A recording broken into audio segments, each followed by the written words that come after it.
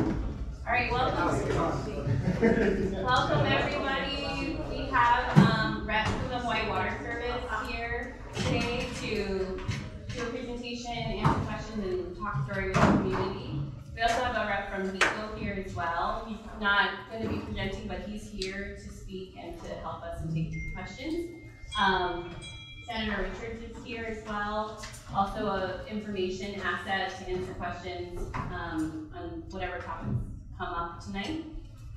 And just a reminder, we are recording. We'll post it on YouTube, so anyone who wants to see later up there. Hopefully we've got a new microphone this week, so this time hopefully it's good. And I just want to introduce the Hawaii Water Service people. I've been getting a lot of questions over the past month about water supply during PSPS. Is it going to be on? Is it not? All of those things. And I got, thanks to Michael, I got invited to the Hawaii Water Service Emergency Operations Emergency Operations Center training 3 weeks ago, and I was really impressed. But he keeps asking me a lot of detailed questions.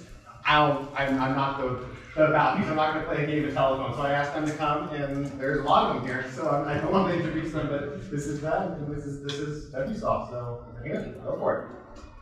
Introductions or? Yeah, anyway, I'm Jeff, the General Manager of Hawaii Water Service. Steven, the Engineering Manager. Yep, I'm Julian Picard, responsible for engineering and capital delivery. Anna Gilmer, Assistant General Manager, Operations. So we have a solid team to answer questions.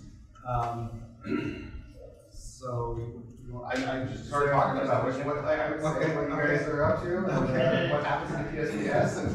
All right. Well, let me give you a little background on Hawaii Water. So, Hawaii Water actually falls under a larger entity called California Water Group, right? And they're on the mainland, and they've been in business for about 100 years. So the company has been around for a very long time. We've lived through many fires. We have a lot of experience with fires, and you all know that fires are becoming more prevalent, right? That's why we do this training that we had about a month ago, and we invited a lot of, I see some familiar faces here, where we do a lot of training on emergencies. We've been through, we're the water system right next to Paradise, so when Paradise burned down, we actually kind of took over and tried to help them pick up the pieces there. We've just had fire. We've been through I can't tell you how many fires are going on right now next to our Chico system in California. There's wildfires all over the place in California. So it's something that we do right now. On a personal level, I know it's rude to keep your phone on, but we have to have our phones on right now because there's actually a fire in Maui, in upcountry Pukalani, that's right next to one of our treatment plants. So hoping the winds stay in the right direction. I mentioned Kaanapali and don't want to forget that. And so it's really kind of hard for us just to go through with this thing in Pukalani right now, because we're actually supposed to fly over to Maui tomorrow because we were the water system next to Lahaina, and we went through 20 days of, it was no power, no communications initially. Our employees' houses were burned down, people lost family members. They still came to work that next day because they knew they had to take care of the community, right? So I get a little emotional about that, but we all lived, like this whole team lived through that crisis. And we're supposed to go there tomorrow to do a remembrance. And so it's kind of hard knowing that there's a fire going on right now, So it's definitely it's a huge piece. It touches all of us for what we do. So we spend a lot of money on generators, company-wide on the mainland. We have emergency backup generation on. You can't put it on everything because you guys would want to hang me because your water rates would be through the roof, right? So we do planning and we look to see what's the right amount of backup generation, which are generally large diesel generators, right? Julian can talk about our plans. Julian and Stephen, they deliver those generators. They build those, replace them when they need to be replaced. So we spend a lot of money on backup generation as a company, so that's good to know for your community. There's a lot of water systems out there that don't have backup at all. If they lose power, they're kind of done. I know a question that came up was, what is the status of backup power in case of a PSPS or just lost power for Waikoloa? So yeah, to throw some numbers at you, here in Waikoloa, we have 8 wells that feed this system here, feed the village and the resort, and we have backup generation on half of those. So 4 of those wells have generators. Yeah, and we have 2 capital projects in the pipeline to replace one of those generators. It's at the end of its useful life, and then we have another project to add 1 more generator to one of the wells, so then we would have 5 total generators. Yeah. So I guess that kind of leads me into another question that I know that the community had was, well, if you lose power, how long do you have? And so there's a lot of hypothetical questions on that, right? So it just depends, you know. Well, I'll tell you what it's really going to depend on is the community response. Because when we get a PSPS, and we did this, we remember, I don't know, was it like, what, 2 months ago, we had the rolling blackouts from Hello because the generation, their main generation unit was down, and so they were like, hey, conserve power. So we were like, let's conserve power. You guys know water is power. Water is electricity. Water is power. It doesn't just magically bubble out of the ground and get to your homes under pressure, right? So water is power. So we jumped out there and said, let's ask the community to conserve water. And then the instant response I got was, they're running out of water and they don't have backup generation. And it was like so many people thought the sky was falling. We have backup generators, but we didn't want to use them. We didn't want to put strain on the grid if unneeded. So we asked the community, please conserve water. If we get a PSPS, the first thing we're working on a draft message to get it out to the community now. The first thing we're going to ask you is, we're not going to ask, we're going to tell you to stop outdoor watering. All water outdoor usage stops, especially in the resorts. So the first thing we need to do is stop watering your plants. Your grass might get ugly, it might get hurt, your plants might suffer for a couple days, a week, but it's going to live, it'll come back. But you don't want to put your water supply at risk because you want to keep your grass green during a PSPS. When you know you're on backup generation, right? So that's the first thing we're going to do is ask for mandatory or actually mandate no outdoor usage, and that goes for the resorts as well. Anna and I and the team are meeting with the resorts to talk about we know them well, but I don't want to exchange business cards during a crisis or to tell them, hey, look, we're here to tell you, you guys have to cut watering during a major PSPS event. In the resort, just to give you guys something to, whenever we have some of our tanks full and to catch up, I always talk to the management in the resort and ask them to conserve water overnight so we can catch up. And they're willing to do it for us. I mean, every single time we ask them, they'll shut down. Yeah. The Hilton, the resort roadside, they're the big users. So by them shutting off the irrigation really helps us out a lot. So the meeting that we're going to be having with the resort team, everybody, all the management, that's going to be brought up as well. The letter that's going to go out. And yeah, we get good cooperation from them. And that's the kind of cooperation we will need from the community. And that's the letter that we're going to be sending out to everybody. And without you guys' help, without the community's help, that can put us into some situations. Depends on how long the PSPS is. I mean, we'll supply the water, but we gotta just conserve. We've met with HECO several times. We continue to meet with them. We wanted to understand what their protocols are for what triggers a PSPS, how much notice are we going to get, how long is that outage going to be, and a lot of it is just dependent on whether they're deploying other weather stations and things that will indicate to them is it safe to turn on restore power, or what's the trigger to turn off power. So we've requested from them, can you please give us as much lead time as possible so we can prepare our systems as well, top off our tanks, make sure the generators are topped off. But they also let us know, hey, power can go off at a moment's notice, so we have to be ready. We have protocols in place to ensure our readiness as well. We test our generators quarterly. We monthly. I'm sorry. We check our fuel levels quarterly. That's what I meant to say. We're also on the first responders list for Hawaii Petroleum. So we have contracts in place to have fuel deliveries set up to ensure we've got a good supply of fuel coming to our generators as well. So we can prepare as best as we can for these events, but we're asking for the community's help as well to help get us through the event. And our operations team, we're all ready for whatever comes up. So the guys, I have meetings with them regularly to let them know the first thing is to make sure you take care of your family at home, then report to work, and then we're going to work through schedules, just monitoring the generators, operations, checking fuel levels, and the team is ready to go at any moment. Anything else on this? Vegetation management is also a really big. You want to talk about that? Yeah, we have with our company, vegetation management around all of our sites is very. It's very important. So around all of our, this is in California and every place where we have water companies and stuff.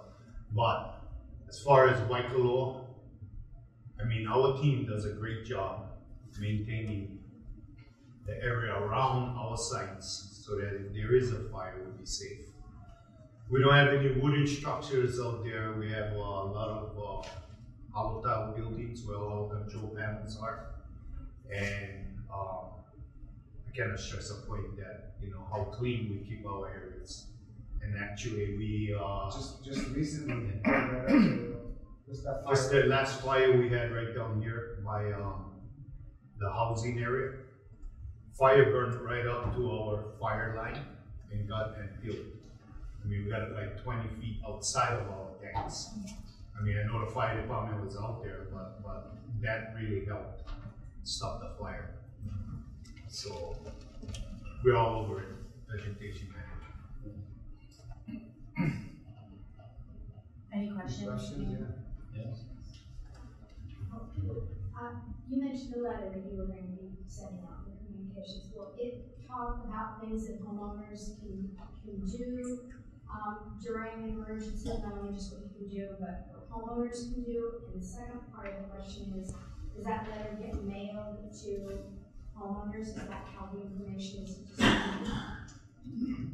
Yeah, so I think in that letter, really, I just looked at the draft of it recently, so it doesn't give you, the only thing it's asking of you is to stop outdoor irrigation.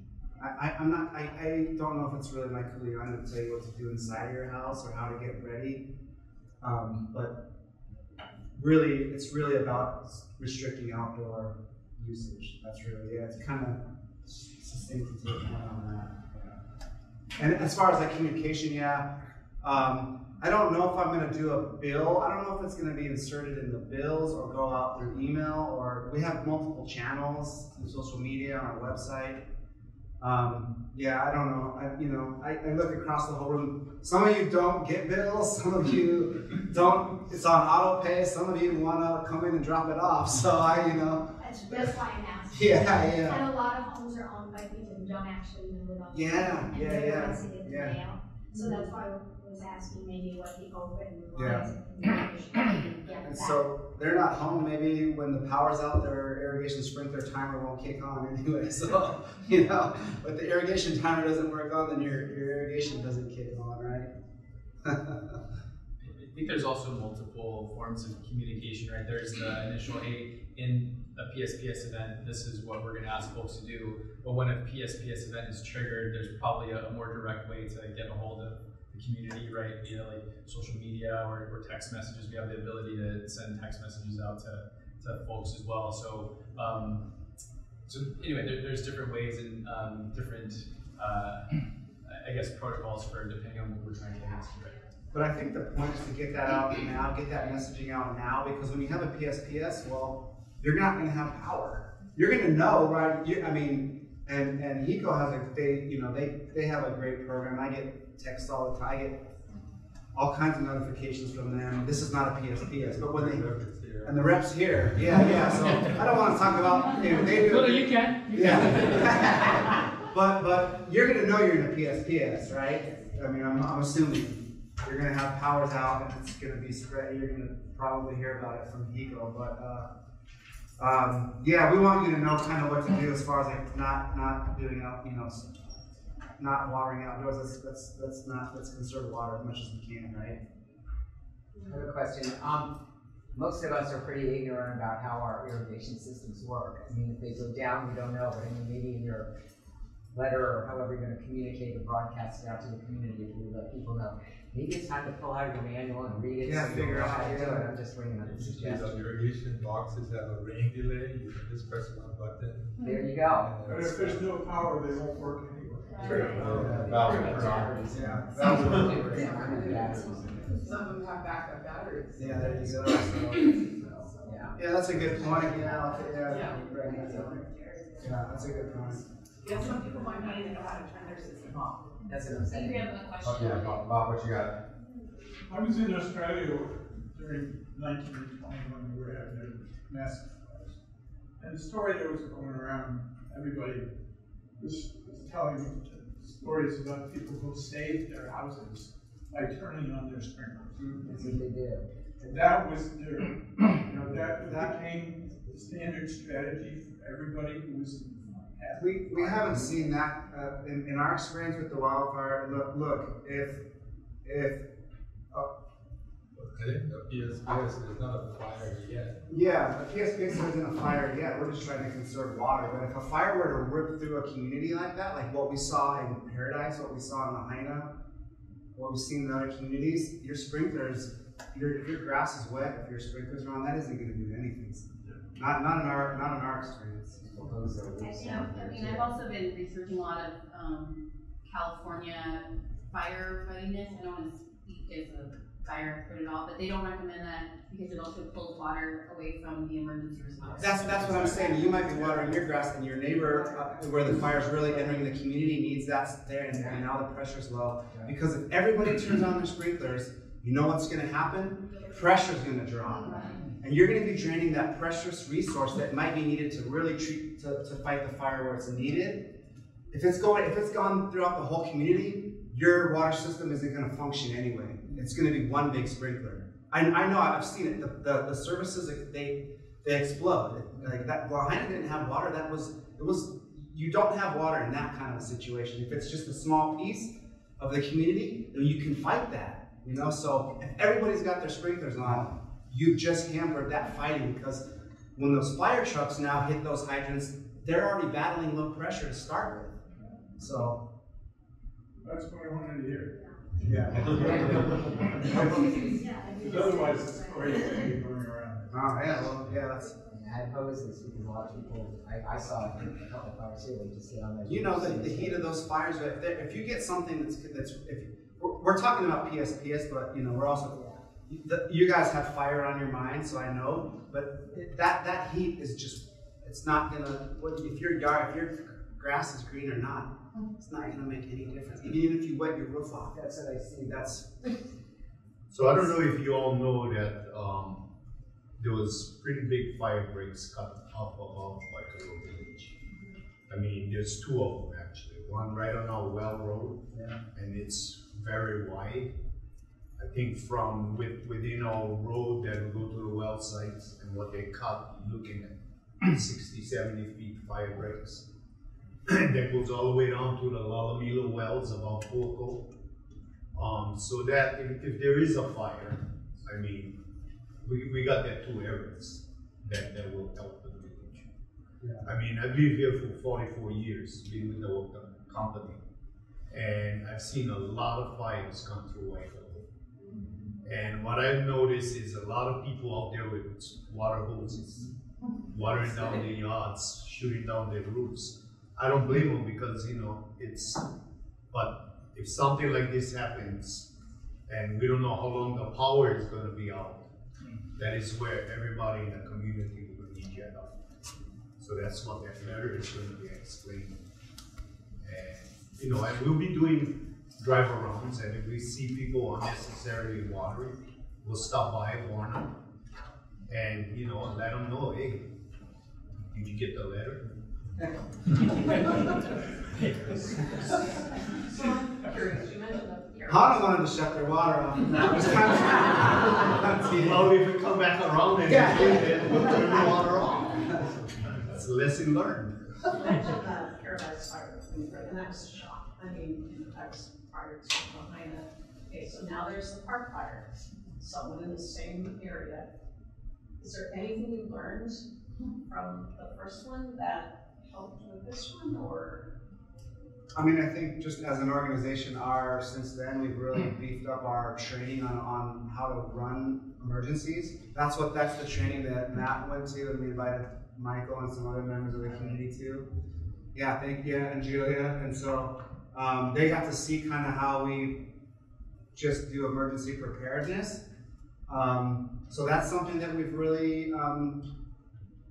Jeff, can you talk a little bit about the other people that were at that emergency trainings? The thing that I walked out of there that I was most impressed with were the people from California, all the retired fire chiefs. And I couldn't tell people what their titles were because I couldn't remember, but I think that that's an important thing. Yeah. It seemed like it had been being ramped up. I think that's the answer. Well, that's why we're so good at that, because we hired a bunch of really solid ex-fire chiefs and put them on our that committee. And so they're the ones that teach us how to run an EOC.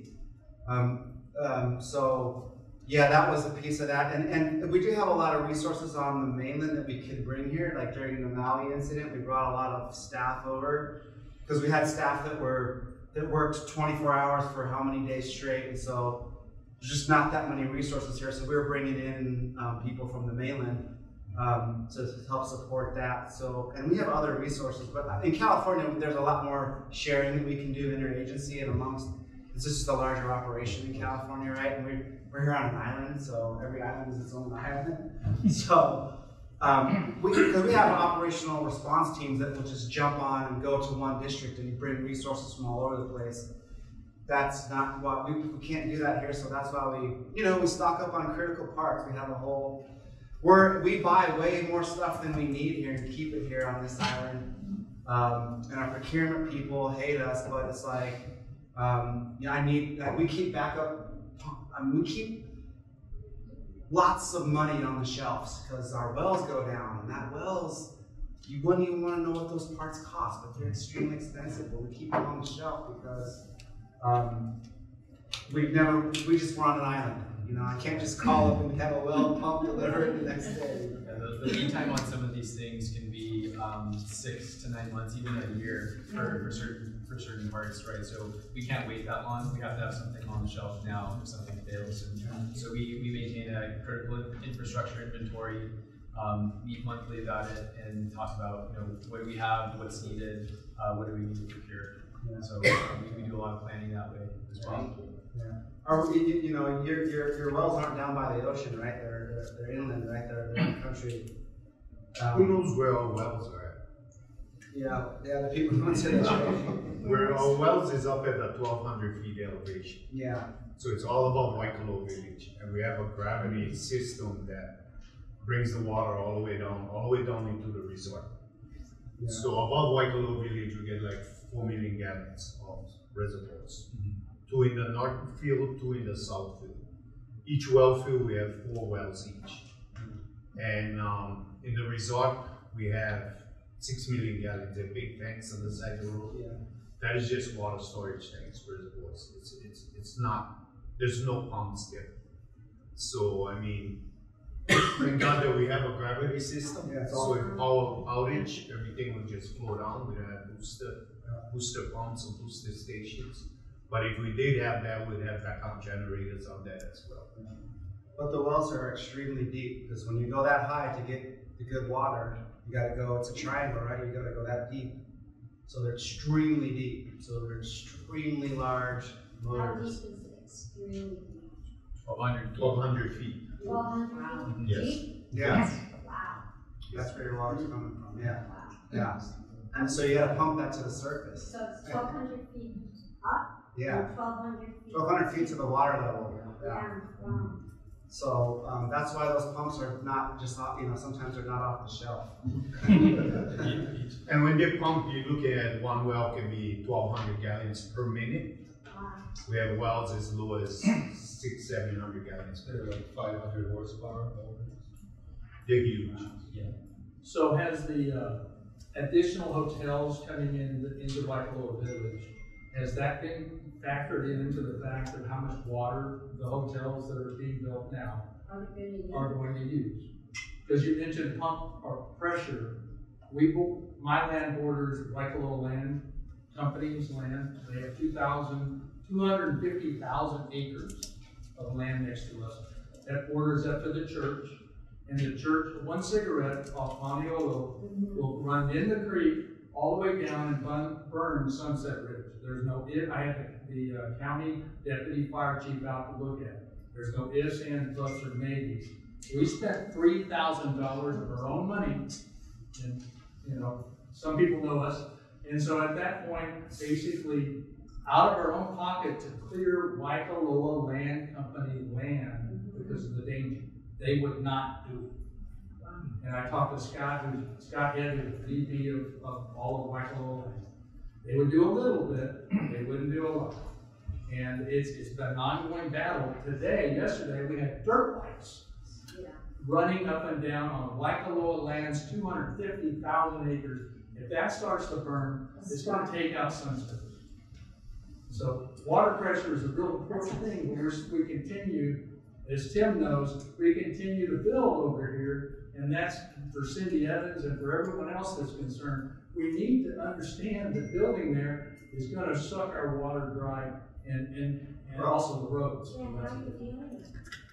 Well, so the good news is that the fire on Maui looks like it's contained. So that's good news, right? That they're in the process of mopping it up, they say, so that's good. So is there any feedback on my question? I'm sorry. That's okay. Yeah, I got an active fire happening right now. I think you came in late. I said, we're actually keeping our phones on because we have actually an active fire. Yes, no. To answer your question, the good thing is the wells, like Hannah was explaining, the wells, we have backup generation on the wells, fill those reservoirs, and then it's all gravity fed from there on in. So we don't have to necessarily pump it to get it for you to have pressure. As long as those reservoirs have water in them, you'll have pressure. Obviously, if you got 5 fire trucks fighting an active fire and they're all sucking, you're going to suck the pressure low. But our system is designed to meet a certain 2-hour fire peak or 1-hour fire peak window, and we meet that easily.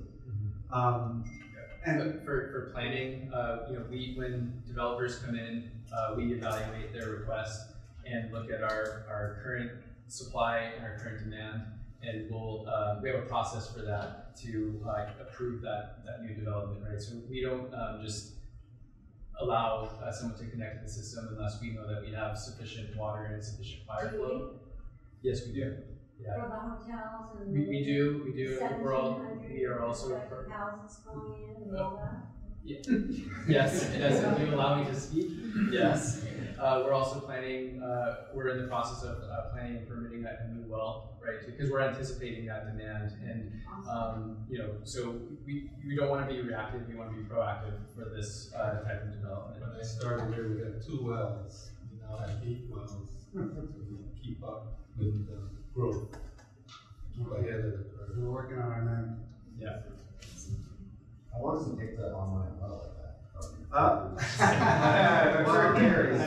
heard the story about it took a long time ago. It took a year on one of these wells. It took a year to drill it, 1,200 feet through the well. But honestly, was it like 4 months to drill it? The process takes several years. Yeah, and it's like $4 or $5 million. And based on that planning that you're doing, how long will that well cover us? I mean, you must be giving yourself some buffer. So, is that going to last us another 3 years, 5 years? Just because there are hotels being put up, there's new developments, but there's also a new plaza that just opened up, right? And new businesses that you may not have immediate visibility to, but Oh, they come to us right away. Great, okay. They come to us right as soon as they're thinking about that. We know we're in the process long before it's even. There's two issues, there's a capacity and there's reliability. Capacity is just that you have enough water to serve all your customers. Reliability is you have enough backup wells. So you don't want to have 5 wells and then 5 wells is what people are using. You have enough extra wells that if one is under repair, then you still have enough to serve the community. Good point, that's a great point. And that's how we design our systems. You also said that you have 2 capital investment projects. You're replacing a generator and you're adding a new one. Is there any reason why not every well has a generator? What's the logic? I mean, it's money. Yeah, that's what I said initially in the conversation. I said I could put a generator on every single well here, but you would want to hang me because your water rates would probably triple. But you're not using those generators unless you need to, right? Yeah, we test them monthly. It's not the diesel gas that I spend running it really. It's the size of this room. They're trailer mounted generators, right? They're huge and they're millions. 1 megawatt. And so they're not portable either, right? So you can't just move them. Yeah, so that 750 horsepower motor uses a lot of power. I know nothing about this. Yeah, so they're the wells are really deep. Yeah, okay. Also, is there any oversight on you just taking an infinite amount of water from the island? Or, I mean, you know, can you So- eventually get the water You table guys have out? a lot of good questions. Or we're just warming us down. Yeah. So the island is a very different island, right? Like they've identified, they put lines on a map and identified different aquifers all over this island, right? And each aquifer has what's called a sustainable yield. That's what that aquifer can yield. So all the straws that are put into that aquifer have to. You want to have it balanced, right? A sustainable yield. So I can go drill a well on the Hilo side. You can drill wells all day. You can put 1,000 wells on the Hilo side. You're never gonna get beyond that aquifer's capacity. If you've been to Hilo, you know the water's just go to the ice ponds at low tide and you see the water running out, right? Look where we are, right? And this is a different aquifer here. This has a much different sustainable yield. So every aquifer has a sustainable yield. There's a process we go through to get a permit to run. Yeah. So what is this sustainable drill a well? You can't just willy-nilly go drill a well. Yeah, you have to get permission from Commission on Water Resource Management. That's the agency that oversees it. So all the wells are on the same aquifer? Yeah. Here in Waikoloa, yeah. So how long will those aquifers last? What's your projection? The senator is First of all, I have to do a shout out for your water company. Because this is an outstanding company, and I've worked with them for a long time. And I don't know what their details are, but I would imagine it'd be similar to what the county, because there is they have to operate, and they are governed by PUC, right? We're regulated by PUC. So they have to have the same redundancies. They're talking about that. When they're talking about looking at the water for new building, this is already calculated in. And I know for the Kona side, for the Department of Water Supply, they use about 11 to 12 million gallons of water a day. They can pump 22 million from 3 million. So I'd assume your capacity is probably double what your daily need is for that redundancy coming in. Yeah. We're talking about the aquifers, and this is what they call the Waikoloa aquifer. And there's supposed to be another aquifer that is next door. I think they call it, is it the Wildfire aquifer or Mahakona, but there's also discussion that maybe it's all just one aquifer. And then more recently, and DLNR has to go back and look at, because the DLNR, Department of Land Natural Resource, the Water Resource C1 comes under DLNR. There's new information that what they thought they understood about the aquifers is probably way wrong, and that the water is far more vast than we can even think. It's estimated that the water underneath the Waikoloa training area is 100 cubic kilometers. That has trillions of gallons of water, which means our use right now, we could have no recharge and have 1,000 years of water. There are vast amounts. That's not the problem. It's how we manage it going forward. And when they're talking about the wells that they have, these 1,000-foot wells, this is very unique to the Big Island of Hawaii. Honolulu doesn't have wells as deep as we do. And it was explained to me the water pumps that we're running here are Ferraris. The other water pumps that other jurisdictions use are Fords, and we may get into Rolls Royce. The problem is these are huge motors, and they're deep, and they run really hard, and the engineering that goes into them, that's why you don't just have them sitting on the shelf. So once you have one sitting around, I don't know, $1.5 million, $2 million, and there's a carrying cost to that. You know, I'm intrigued by the fact that they carry as much resource as they do. Yes, the house spare Ferrari. Yeah. Don't tell anyone. Because the same thing when I was in county where we had to face the same thing. But there's an obligation, and so it's weighing this. You can't keep this stuff sitting around forever because I know in the county, the problem is the moment you buy this new pump, the warranty starts running, even though it's not installed. So if it's sitting on the shelf for 4 years, then you have no warranty left, and never you can turn it over. So the explanation is outstanding, and be very happy and proud with what you're working with because they are paying attention. I do want to make one comment. When they're talking about the water supply, firefighting, etc., if they're trying to fight fire, if they, meaning our firefighters, are trying to fight fire, they need the water resources, and the company can only do what it can do if everybody's cooperating. This is going to be everybody working together, and the community has to pay attention to the experts. They have to listen to the firefighters, they have to listen to the water company, because if you're not, it's going to screw up the firefighting going forward. And since we're talking fire, if an evacuation is called, an evacuation has to happen. When we had that call a couple of years ago, we had a good number of people that decided not to leave. That's a great way to lose the village. The reason being, the firefighters are going to come in to fight fire, and they're going to have to shift and do rescue, which means they stop fighting fire. And that's when you're going to lose your village. So again, listen to the resources. The planning is great. These guys are really good. I admire the fact they have that much equipment sitting around because that's costly. But they have it figured out for the community as a whole.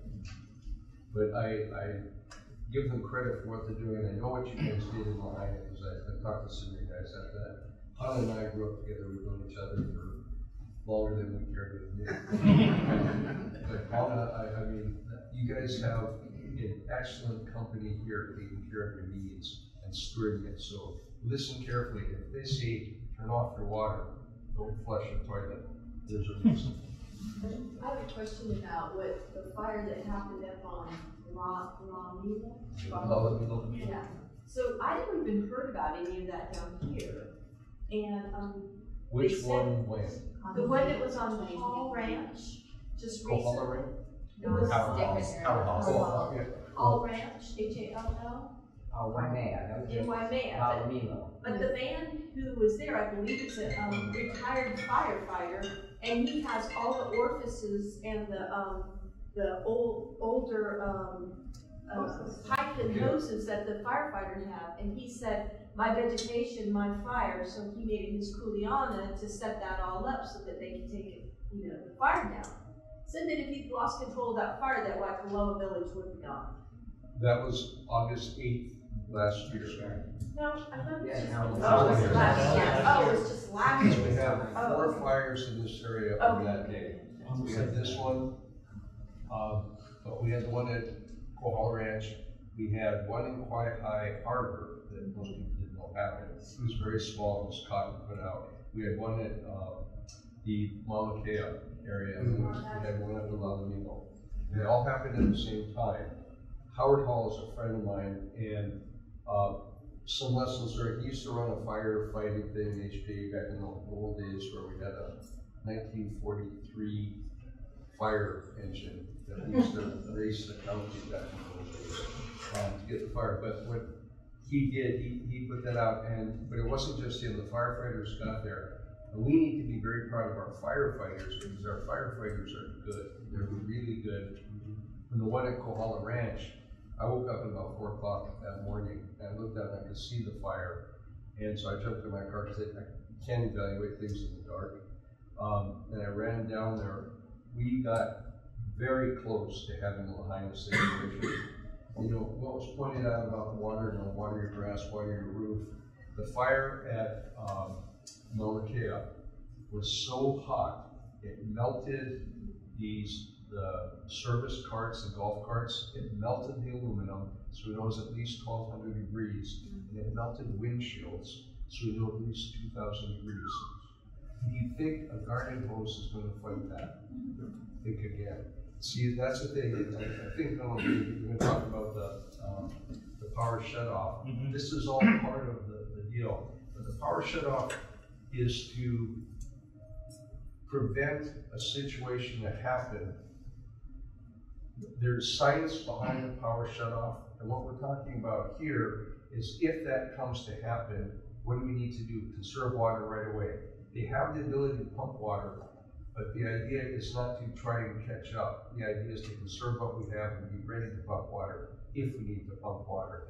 And the power shutoff, no, Dave should just answer questions, but the power shutoff will be made by determination. It's a science-based decision based upon not arbitrary. It came through. There's an organization that has reviewed all the data, and it's based upon wind, yes, because you know a question came about 45 miles an hour. That's just a windy day here in the area, but it's not just the wind. It's the wind and a drought index and a temperature. I think is that one. It's humidity. Humidity. That's what I said.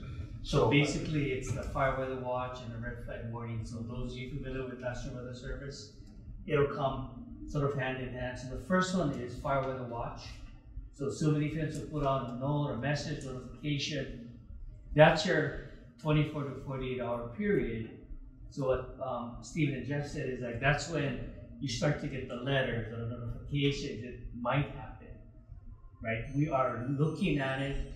There are fire risks. We are in red flag warning potential because we're in fire weather watch.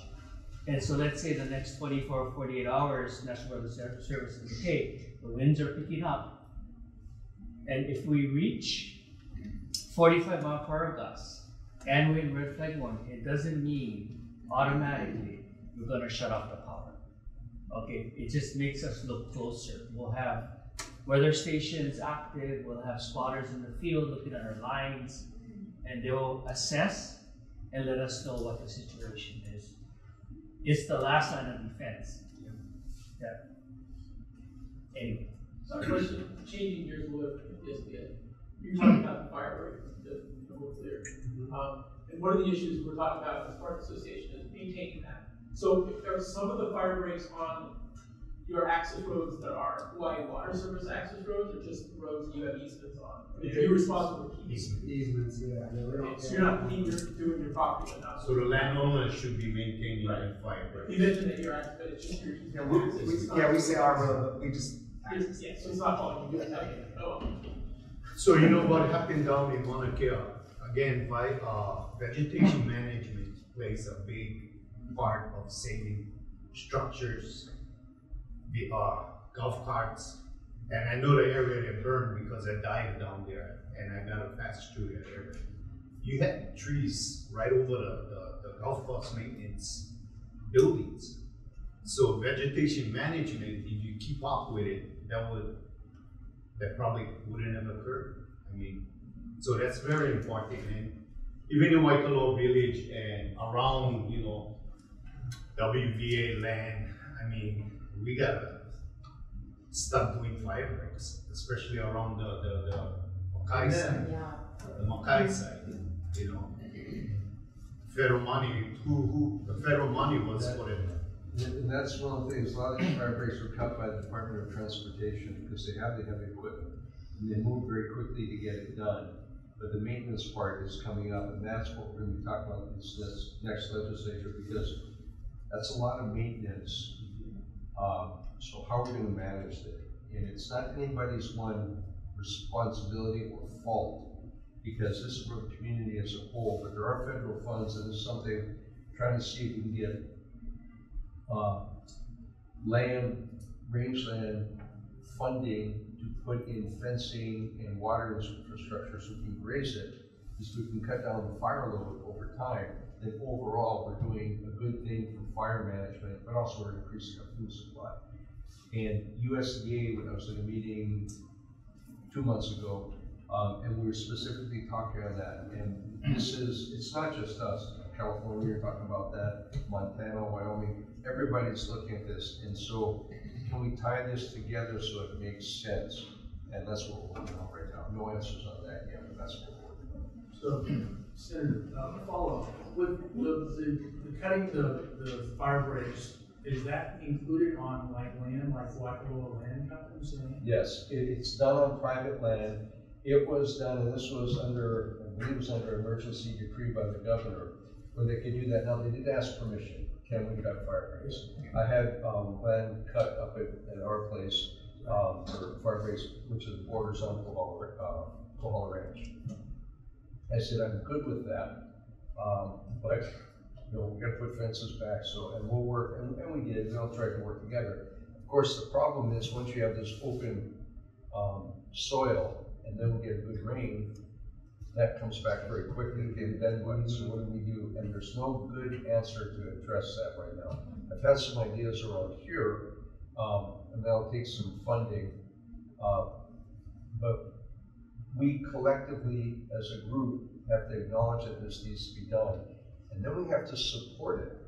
And we can't have this little fighting about, well, I don't like that, or I don't like this, whatever the case will be, because if we're going to truly be fire-minded, again, Thomas said it, it's about vegetation management, and that's part of it. So I drove both. So Tim, just one follow-up on that, because I talked to Scott Head today, who's the VP of Waikoloa Land Company, and they are not willing to cut. I mean, they came out and did 30 feet around our property from Honiola all the way down to Sunset. 30 feet is nothing compared to the hills that are right outside of it. And the gully that borders the Baptist church, one cigarette, one doobie is going to take that fire and spread it all the way through. And again, we know it's going to happen, but the bottom line is when we don't have the support of Waikoloa land, that's a real problem. Because that affects all of us. Because that area is, everyone talks about the surrounding areas, but no one understands there's 250,000 acres that sits right in our backyard. And all of us. You're near the Baptist church. I got that, and that's why we got to get people to the table. And it's not all their clue. It's also everybody else's clue as well. You know, for instance, for Kawana, I talked about that. The likelihood of the fire starting in the Kohala Ranch area and spreading to the rangelands is far higher than it starting in the rangelands and spreading to the housing area. So whose responsibility is that? I come back again, everybody's. We have to figure out how we're going to make this work. We just spent $3,000 of our own money on Waikoloa land company's land. So that's kind of like, okay, that's a lot of money just because they won't do it. So we need to cleanups to keep these Because I mean, if you look at the Baptist churches right next to it, they're not doing it. I got two things for you. First off, I drove both of the fuel breaks the entire length, and I filmed them with my drone. They're on YouTube. Go through our Any YouTube new ones that he just both new, yeah. So the one that I did it back in June and July, and I've actually done the one closer to us 3 times to demonstrate the growth that as Senator Richards was just saying. So you can see it very clearly how that is a problem. And you can see the whole thing all the way down to the windmills on the water company road. It takes about 40 minutes. You can try. Michael joined me for the other half of it, and it's all out there for you to go and check out. And so go do that. And second thing, to address like the responsibility thing. This is a thing I've been talking quite a bit about, and this is a big topic that we don't need to dive into right now. But the fire code doesn't start restricting open land.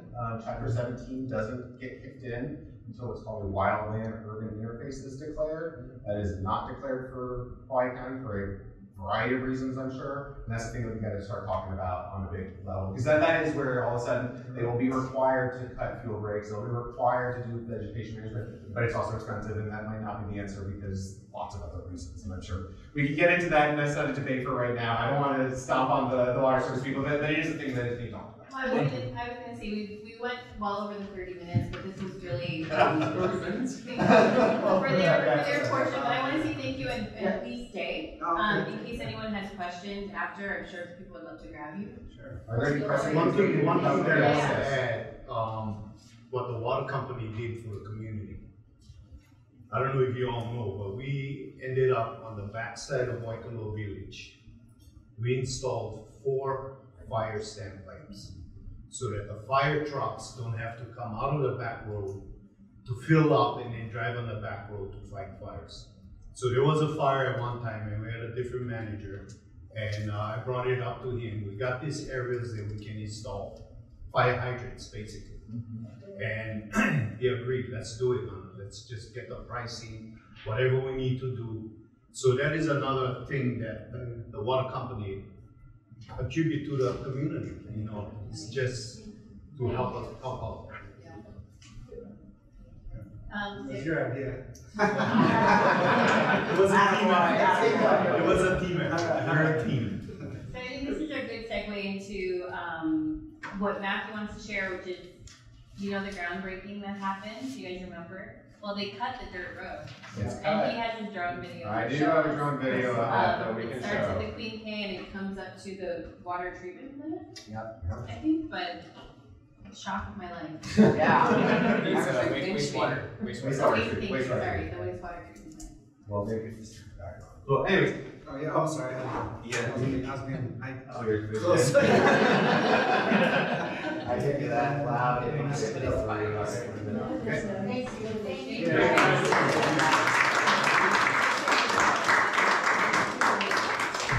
Back up. Yeah, so shocked my life at Cindy's event last week. She said, yeah, there's been a road cut, and this is it right here. So we can see this is Paniolo right here. This is where the ceremony was, and that road did not No, exist. that's not Panola. Not Paniolo, Queen K. Queen K. This is Queen K. What's it called? Queen K. Queen I said Queen K. It's the highway. It's very close to Kuoko right there. Is it kind of by where the fire station is down there? Yes, very close to it. And this is on the opposite side. So that's where we would come out. Yes, that's the bottom right there. You'll see the village. I'll play this a couple times. But that's the road right there. It's been completely cut. And it's been cut all the way up to the wastewater treatment plant. Just dirt, 10 feet wide or whatever, but you can see it going off up there, and then it's the village, and that's the treatment plant. So it exists. I don't know what to say about it. It's exciting. We're thrilled that something's there. Pause it right there. So this is the road. Who did that? I don't know. I can't tell you who did it exactly. No, because I don't know. I literally wasn't privy to the contracts and the. I'm assuming it's the developers. It's the Michael knows. It's the developer. Yeah. And I have permission to drive on the road Oh. at the end of the month, so Okay. sit up and. That's We're not gonna the same. talk about that later.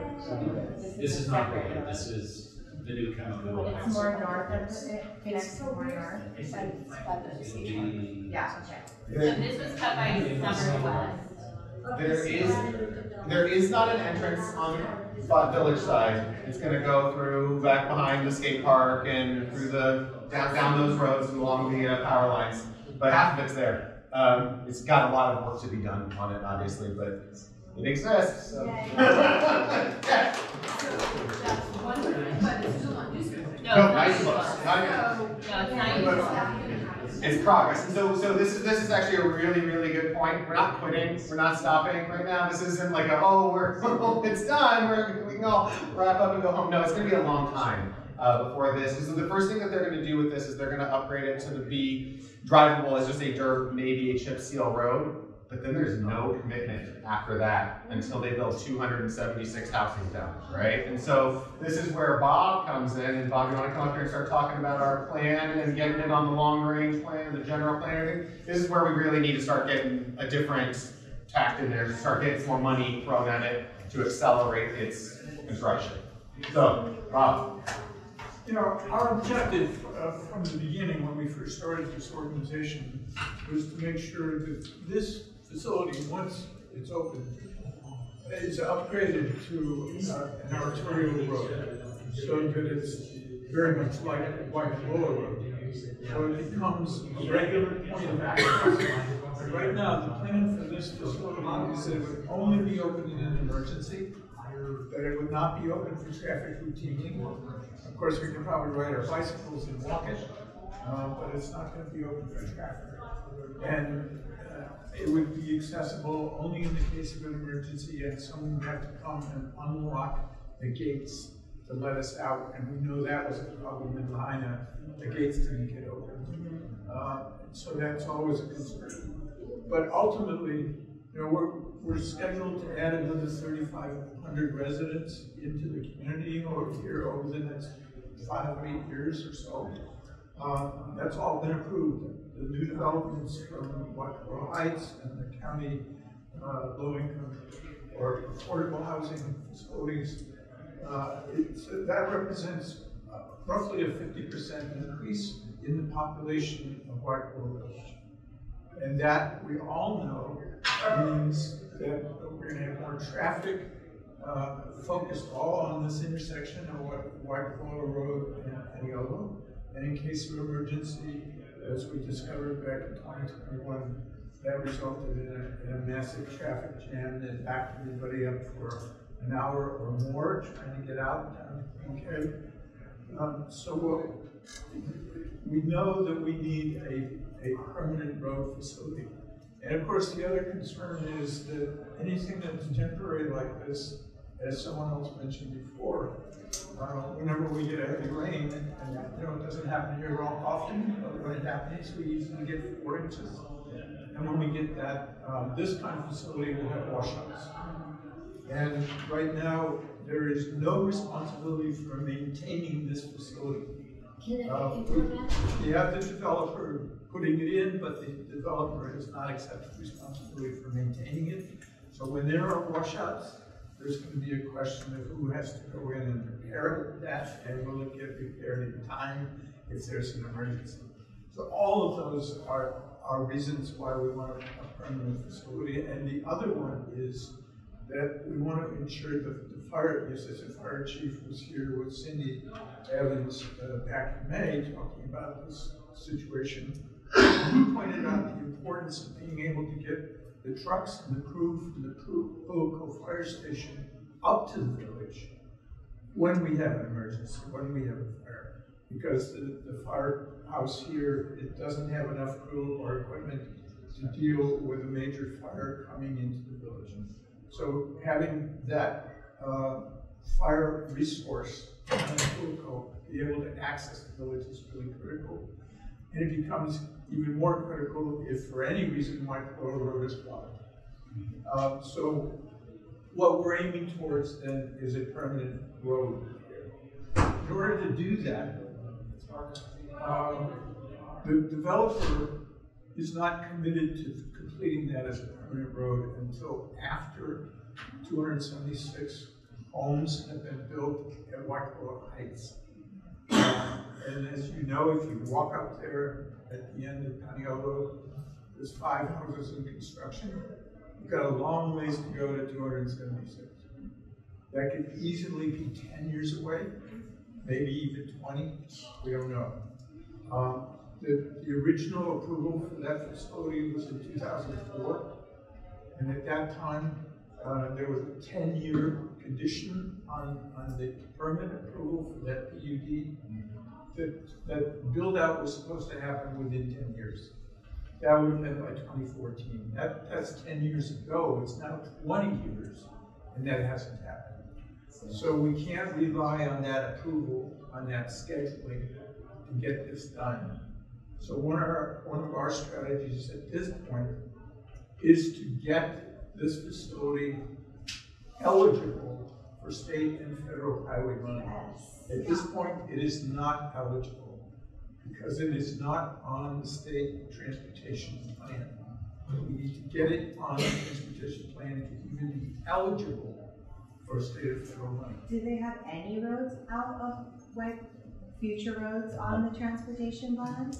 No, at all. not on the transportation. Not on the one for state federal funding. But how is that happening in a community that keeps So because no one has demanded that it happen. Yeah. That's where we are stemming. My personal belief is that the county has been relying on this developer agreement from 20 years ago, saying, hey, someone's going to pay for it privately. No, wait, they're saying no citizens have demanded a road on There's no Waikoloa. point in There's a reason this group exists, There's no right? point in trying to point fingers for why No, we are where we that's- are. No, I We get need it. to move ahead. Yes. Okay. We need to solve this problem. So how do we get the state and highway money?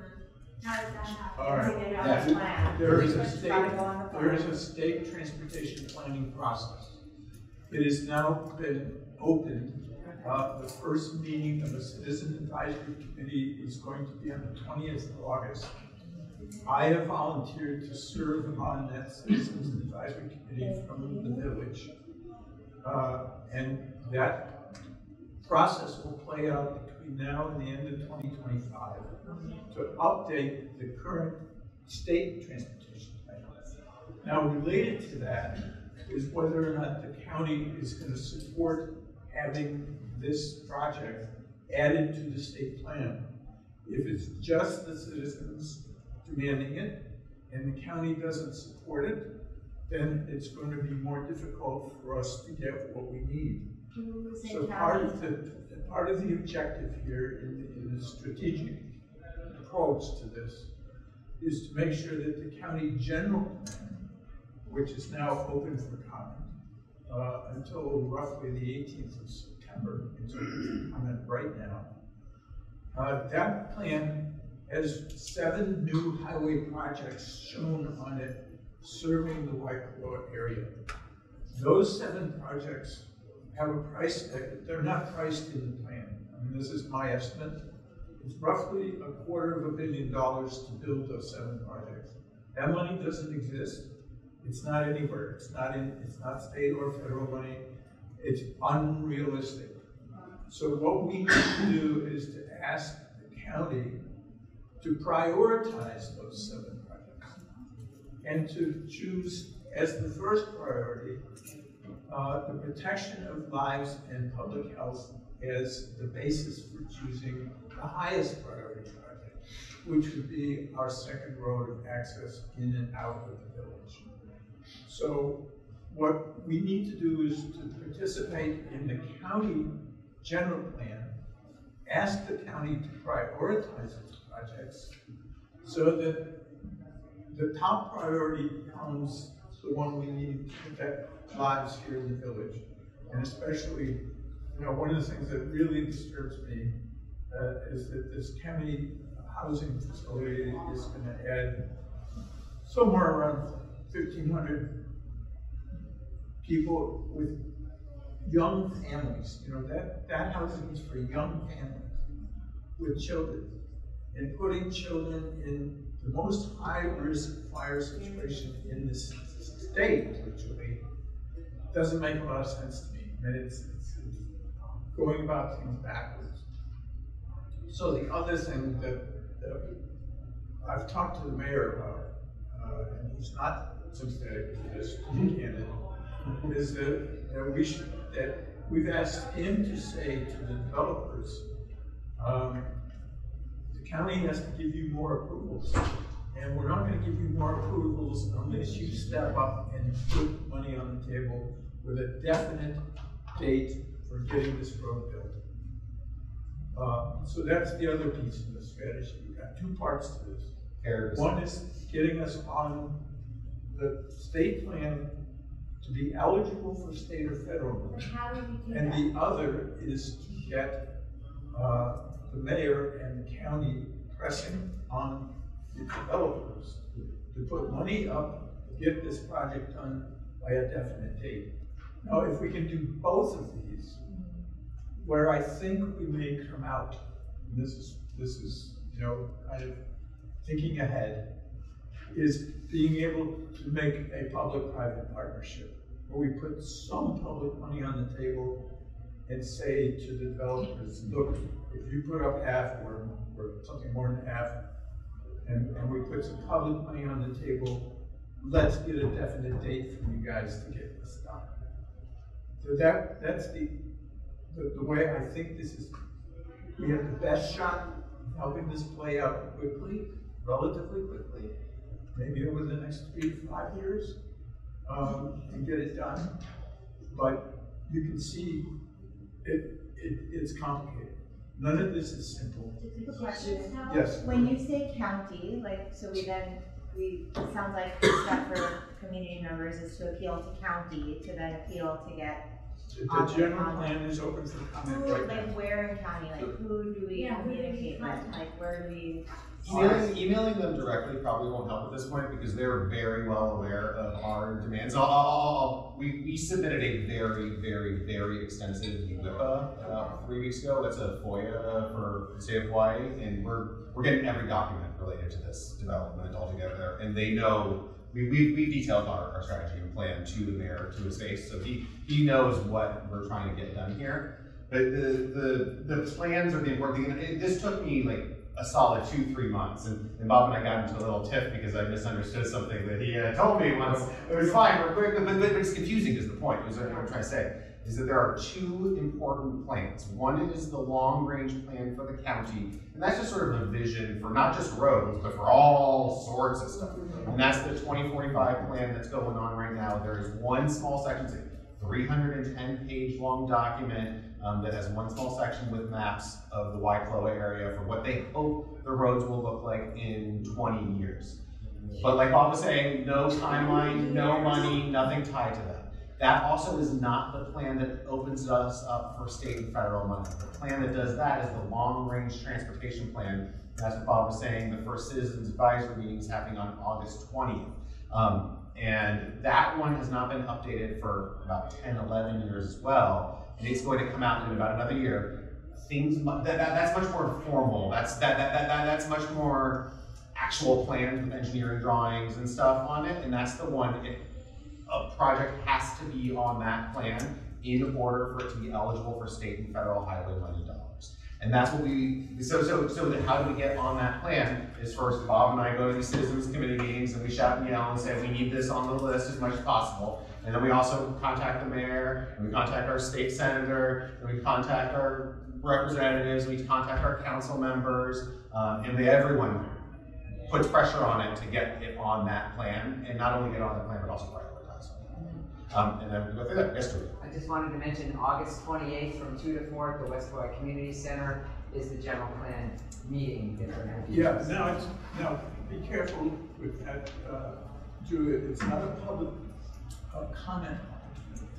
It's like a workshop. It's a workshop. Correct.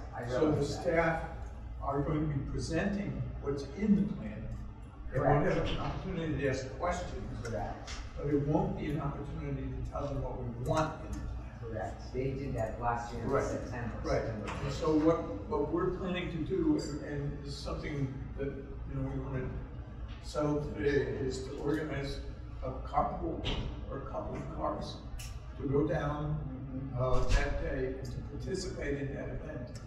And whenever there's an opportunity, raise our questions and our concerns about the fire accident. Can I pause you real quick? I want to answer your very specific question. You can contact the mayor.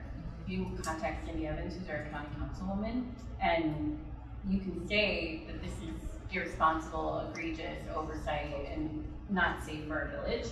I don't think there's any harm in more people saying it, and we have been saying it for a long time, and it's obviously. What about petitions? We have Mary Wainwright in our community created a petition with over 5,000 signatures. She made it last year right after Lahaina. Sent it to the mayor, and we did a petition. It sounds like Cindy Evans is being more helpful than the mayor in this regard so far, or not at all? No. I don't think anyone's really helpful or unhelpful. It's just that they've been, if we say we need this, they say, absolutely, you need it. And the developer's gonna do it. And we have an agreement. All right, so let me just summarize what our next steps are. We're going to be putting together a draft comment for submission to the county on the county plan that will address these highway issues. That will be available at our next meeting, which will be the first week of September. and the comment period closes around the 18th of September. So we're going to have this available. We will put it out on the website. We will send it out by email. Everybody can use it as the basis for submitting your own personal comment on why you want this to happen. So we will have that ready for you by our next meeting in September. So you don't have to do all the research. You don't have to spend all your time trying to dig through the plan and figuring it out. We'll do that for you. And we'll give you the website by email so that you know where to send your comment. We'll make it as easy as possible. But we want to generate hundreds of comments if we can. So that means if you have, 3 or 4 people in your family, get them all to send their own personal comment. Not just one from the family. And if you have good relationships with your neighbors, chat with them about this and encourage them to do the same thing. We want the county planning people to know that this is one of the very highest priorities for this community to end up in the plan. And so we will be asking for 2 things, just as a reminder. One is that they will prioritize this project as the highest highway project of the 7 that are in the plan, so that we can use that with the state to get that project on the state plan. And the other piece is that we're going to ask the mayor and the planning department to tell the developers that they're not going to get approvals for new development until they make a definite commitment to completing the road. How much power does the mayor have? He has a lot of power, To influence and he's not willing to use it. the right thing, and why is he not willing to use it? We don't have to answer the second question. I mean, just to save themselves from getting sued, like they say what just happened in our state and Maui County got, they're clearly being negligent. I can share the conversation that I had with him. I asked him specifically, would he be willing to support this element that we're going to ask for in the general plan? This is a planning criteria, that you get the road in place before you approve more. He said no, because he feels that he needs the development to go forward to generate the revenues that would be used to build the road. That's not Hard to just say, so no. pocket. And then without the development. I'm just sharing with Don't shoot you. them at school. We're coming out his representatives. We cannot speak on behalf of Mayor All right, would you speak up? No, I just wanted you to finish what you were saying. It's appalling, it sounds appalling. I would really like you to finish. Well, that was it. I mean, I didn't go further with him. He answered me. He gave me a clear answer. He wasn't equivocating. He told me exactly what he was thinking, and I respect him for that. And I disagree, and if we disagree as a community, we need to communicate that. Is there not data to support that we need a road even without this development being built? So this is really fascinating. No, not one new house built. We There still need literally a road. isn't, though, because there have never been cumulative impact studies or emergency evacuation studies or anything of that nature that are required for new But we have development. anecdotal hour-and-a-half We- traffic 100%. on the one time that it happened. 100%, but there's never been a study, which is a thing that hopefully we can change moving forward. But yes, there is not data. That's amazing. Right, yes. Because we've lived here 35 years and been through numerous fires and been on my belly with my hose. It's so overdue, this outrageous. Yeah. All right, well, we know what to do now. Yeah. Thank you. Yes, ma'am. So another 2-part question, and my first meeting, so I started. Oh. The most important thing here is education. Don't feel like you're asking dumb questions. We want to repeat things and talk about it over and over. So the first one I heard it was a handshake agreement with the mayor and his developer. What happens if this mayor that had the handshake doesn't get Re-elected? re-elected? Yeah. What happens? There's no answer, because it's not written down. So, but then it falls back to the actual development agreement, which just says that something has to happen by 276 houses, right?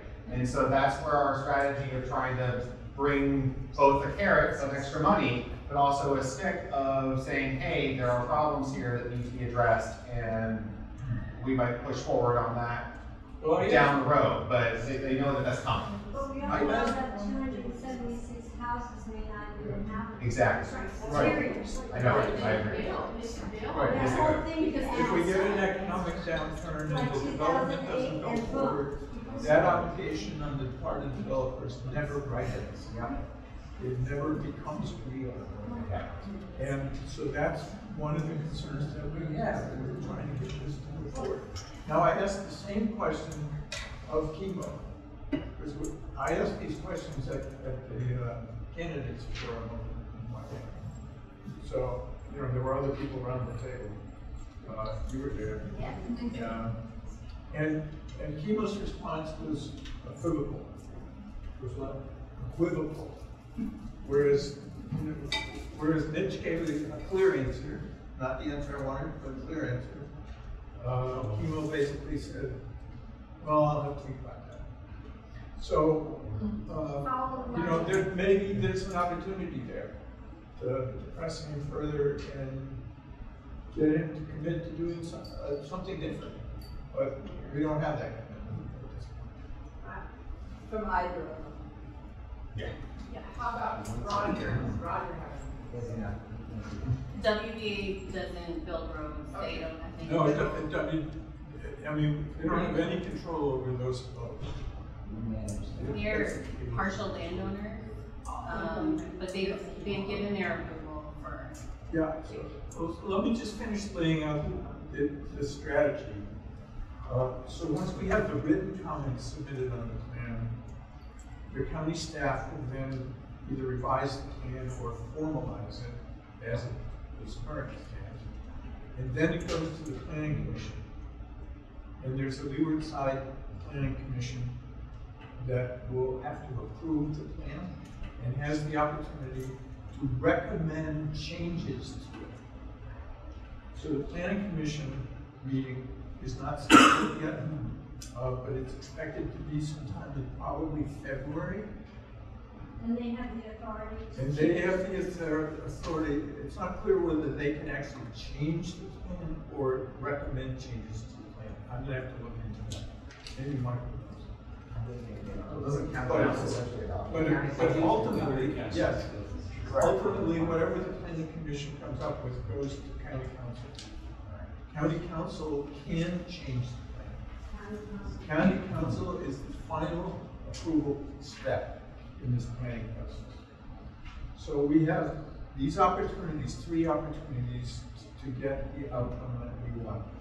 The written comments in September, the planning commission to have a public hearing that we can go to and show up in person, and then the county council, and we can go to council meetings too. But whoever we elect to council is going to be critical. You know, our representative from District 9 on council has to be our advocate. And, you know, that's going to be very important in this process. But the other thing you have to remember is the general plan is simply a blueprint, an unfunded blueprint for the future. Yes. So even if you do have Leeward and council championing for you, it still needs an ongoing right to get all the funding and all the other ducks in a row. Right, but getting the county lined up is an important step to getting it on the site. The joke that I made, and I'm not kidding, is I think Benioff Way sounds amazing if I could drive up that way. Not kidding. I was thinking that exactly. We don't live in Waimea. Yes, sir. Just one thing on the STIP. Yeah, I know. You know, the STIP has seen, you know, projects fall off through the years, whatever they are. And I think a couple of you on the last call, and you kind of heard the conversations that were going on, and it was specific. It really wasn't the place for those kind of discussions at the time, but you know, they were talking about roundabouts, and that was really the conversation, the meat of that meeting. Concerns about those, but through the years, as the STIP is revised every year or so, and you'll kind of see that process on an advisory. Yeah, it's going to take updated every twice a year. And so it's going to take, you know, community feedback and input to keep those items on the STIP And sometimes there are surveys that go out, and if community doesn't provide the input on the STIP, then those things could slip either in the years or entirely fall off together. But keep in mind, James, that this project cannot even be put on the STIP. No, I hear you. Until it's in the state transportation plan. Then it's eligible for this. Any questions about our broad plan? it's multifaceted. Building a road is expensive, is the long and short of it. Yes, definitely. We really, really appreciate your effort, everybody here, I'm sure. I mean, it's valuable. Well, it's been 20 years, you know, since these issues were dealt with by the then mayor and put into writing as conditions on the development of the community. That's the response you get. All this was planned years ago. And it was supposed to have been done 10 years ago. Right. And we're still arguing about it. So we've got to become more focused as a community to get this done. Really helpful the high enough shock to consciousness and we don't let the memories fade. Yes, Laura. So, based on conversations that we've had previously, is it perhaps getting close to the time to involve the Attorney General? Yeah. So because I don't want to discuss that. And that's totally fine. That's why I'm asking the question. But for the others who may not know, the Attorney General has the authority to tell a mayor or a company, whatever, that they have to cease operations if they feel that it is causing unsafe conditions. There is precedence for this. I've read several of the court cases on this particular thing, especially in New York, the state of New York. And that is exactly what they did. They found that, you know, some new construction things and blah, blah, blah. They were unsafe. They weren't thinking about all the things that people needed before this thing could be built or whatever. And a moratorium was put on it until all of that was fixed, which could be a road. You can't build anymore. Yeah. We are doing a lot of research. Matt has already mentioned the fact that we've now submitted to the county a request for a lot of different documents relating to the original PUD approval for Waikoloa Heights and for some of the other developments, and how those conditions were changed over time and was it not over time legally, so that, you know, I was a lawyer in a prior lifetime. I'm not licensed to practice law in Hawaii, so I don't claim to be a lawyer here. And I'm using my experience to help develop some strategies that ultimately may end up in some other lawyer's office. Yeah. I don't know if it's an apocryphal quote, if it's real or not, but a thing that I've been thinking about recently, Eisenhower supposedly said that in order to solve some problems, you got to make them bigger. And I think that applies to this potentially. It's too big for the county in a lot of ways because it's going to cost tens of millions of dollars and going down the road. So that's where we're trying to make it bigger with the state. But then that might be where Attorney General and other things start flagging. Because a number of people have told me we're not the only ones, right? We're one of maybe 13-ish cul-de-sacs in the islands. We're one of many out there that only have one way in, one way out. We don't want to be fighting with those other towns. So we could either be a model for them, or we could possibly be a cooperative thing. I could see going to our state or going to our federal partners and starting to say, hey, we need to address all of these at once. And that's also a way to distribute the risk. I think that the big reason that the wildland urban interface hasn't come in is because it's very risky for anyone to do that here. But if we did it for the whole state all at once, maybe that could offset that in a different way. So there's things out there that's just growing it. So I don't think that it's done. I also don't think that it's particularly, I don't think it's going to actually accelerate the project if we go and shut down everything all at once. I think that we can say that that might be coming if you guys keep being intransigent and this lasts another 5 years, and like absolutely that's on the table. But it's not the first thing that the first lever we should pull if we have a possibility of accelerating it. Yeah. Money. Yeah, we don't want to stop the development. That is not our objective. Yeah. We're not NIMBYs. No, we don't want to stop the affordable housing. We don't want to stop anything. It's not anybody's objective. we want to get the road built. And, you know, a public-private partnership might make it happen. So I want to be really mindful of time. It's almost 7 o'clock. These guys will stay and talk story and answer additional questions. I want to call out a few things on the agendas. We have a lot of fun at the Waikoloa Community Market. We talk story with the people who don't know who we are, don't know what's going on. We'd love some new faces. So if you are available September 7th to just come to our tent and hang out and talk to people about the second road, the need for second road for Waikoloa, that'd be fantastic. Please email at the top if you could do it. Are you raising your hand? Yes. Yes. Okay, great. Please email me or I'll grab your information after. Second, vote if you haven't voted yet. Because it's an election year, we have an opportunity to change leadership if we feel like that's what's required. And then our next meeting is September 4th, same time, same place. Please come. We have a lot of what Bob outlined. We have a lot of things coming up where we need a lot of voices, leaving comments on the general plan, going to the meeting on August 28th for the general plan, these types of things coming up. The more of us who can do it and get really loud, I think it's going to be harder for them to continue ignoring us. We have two candidates for this district on the county council in the room today.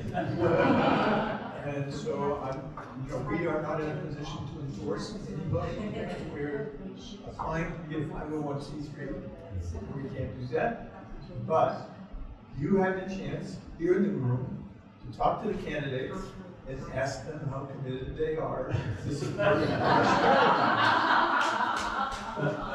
This is the water company easement fuel break, the new one. It's the left side is the new stuff that was cut, and the right side is the easement road that already exists. And occasionally you can see the road shooting off, and that's where the wells are. But this is just Mount Lebanon Village. I found this one back in May, so that's why it's so green. That's But yeah, so this is what we're Thank you guys. Yeah, And thank you. we have our magnets and our shirts. If anybody wants some merch, help us fundraise. That would be great. Yep. Thank you.